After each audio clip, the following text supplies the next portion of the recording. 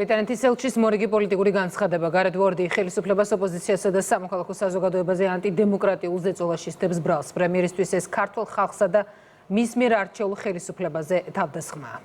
საქართველოს პოლიტიკურ პროცესებში გარეთ უორდისგან ეს პირველი აქტივობა არ არის დიპლომატი გამჭვირვალობისა და ოჯახური ღირებულების შესახებ კანონების მოწინააღმდეგე და კრიტიკოსია.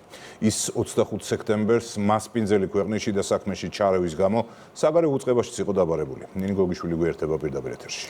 აწმყოსათო წარსულში დიპლომატის მიერ გაჟღერებული არაერთი გზავნილის კვალდაკვალ დიდი ბრიტანეთის საელჩოში გარეთ უოლდის სახელზე წერილი გავგზავნეთ. რა მიზანს ემსახურება მის მიერ გამოთქმული ბრალდებები საქართველოს ხელისუფლების მისამართით. ბრალდებები, რომელიც იმ დეზინფორმაციული კამპანიის ნაწილად შეფასდა, რომელიც დიდი ბრიტანეთის შემთხვევაში ბრიტანული მედიის მიერ მომზადებული მასალით გაგრძელდა. ამ ჯაჭვის ნაწილი კი თავად გარეთ უოლდიც არის. ელჩისგან პასუხს ამ დრომდე ველოდებით. ჩვენთან დუმან მათთვის სასურველ მედიასთან კი არა.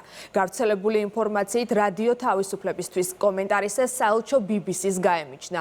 მაუწყებელი ბრიტანეთის მთავრობისგან დამოუკიდებელია. ამ კომენტარით დიდი ბრიტანეთის წარმომადგენლობა საქართველოში პასუხისმგებლობას გაურბის, ანუ ბრიტანული მედიის მიერ მომზადებულ დეზინფორმაციაზე განმარტებებს არ აკეთებს. ბრიტანული მედიის შემდეგ ახლა უკვე ბრიტანელი დიპლომატი საქართველოს ხელისუფლების იმიჯის დაზიანებას ცდილობს. ამგვარად ბოლო პერიოდია საქართველოს მიმართ დეზინფორმაციის კვალი ლონდონამდე მიდის. პოლიტიკური განცხადებების გასაკეთებლად საქართველოში დიდი ბრიტანეთის ელჩმა საგანმანათლებლო დაწესებულება აარჩია.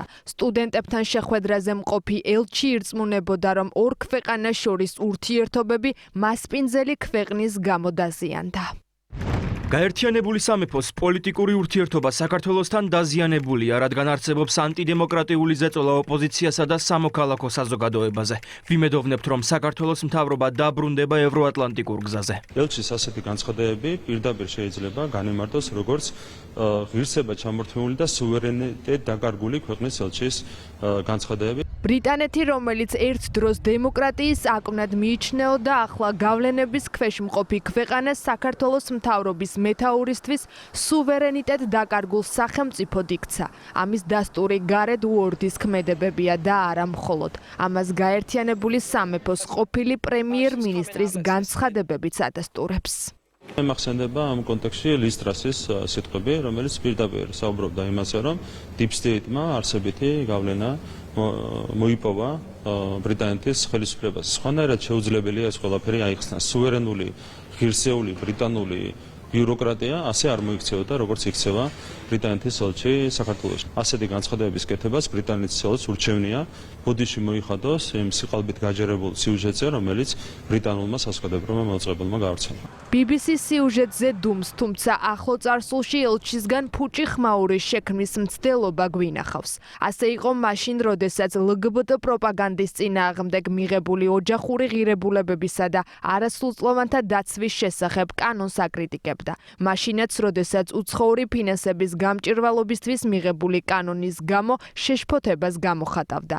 ელჩი კანონდამრღვევი ოპოზიციონერების თუ ჟურნალისტების გამართლებასაც ცდილობდა. კოალიციის მრავალი წევრი განსაკუთრებით შეშფოთებულია ხელისუფლების კრიტიკის გამო ჟურნალისტ მზია ამახლობელის პოლიტიკურად მოტივირებული პროცესი.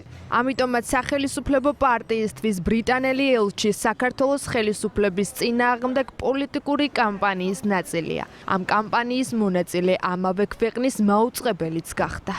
სადაც ელჩი არის თავად ჩართული დეზინფორმაციის გავრცელებაში, ანტიქართული დეზინფორმაცია, რომელიც მიმართულია ხელისუფლების წინააღმდეგ პოლიტიკური კამპანიის საწარმოებად, აქ რა თქმა უნდა უკვე გაკვირვებას არ იწვევს, როდესაც BBC ავრცელებს დეზინფორმაციას და რა თქმა უნდა პირიქით ეს უფრო აღვივებს იმ კითხვებს, რომელიც საზოგადოებისგან გვესმის, თუ ვინ დგას BBC-ს სიუჟეტის უკან, ეს არის თვითშემოქმედება ცალკეული ჟურნალისტის, თუ ეს არის სახელმწიფოს ჩართულობით წარმოებული ჰიბრიდული ოპერაცია საქართველოს წინააღმდეგ. ჩვენ ვალდებული ვართ საზოგადოებას აუხსნათ თუ რა ხდება, დავსვათ კითხვები მათ აი ამ დეზინფორმაციებთან დაკავშირებით და თავად ამ სახელმწიფოებს მოვთხოვოთ ახსნა განმარტება, რატომ ხდება ხოლმე განსაკუთრებით დიდი ბრიტანეთის შემთხვევაში მიყოლებით ფაქტობრივად საქართველოს წინააღმდეგ, საზოგადოების წინააღმდეგ არაერთი დეზინფორმაცია გავრცელდა. როდესაც ვამბობთ, რომ სინამდვილეში ამ ყველაფრის უკან, ამ დეზინფორმაციისა და ცილისწამების უკან კოორდინირებული ქმედებები დგას, აი ესეთი დეზინფორმაციული და ცრუ განცხადებები კიდევ უფრო მეტად ამძაფრებს ამ ეჭვს. უპირიანი იქნებოდა, რომ ბატონელს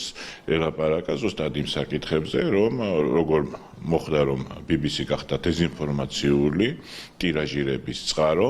მედია სტანდარტის დაკნინებიდან დიპლომატიური სტანდარტის დაკნინებამდე. ბრიტანეთის ანგარიშზე საქართველოს მიმართ უკვე არაერთი უსამართლო ნაბიჯია.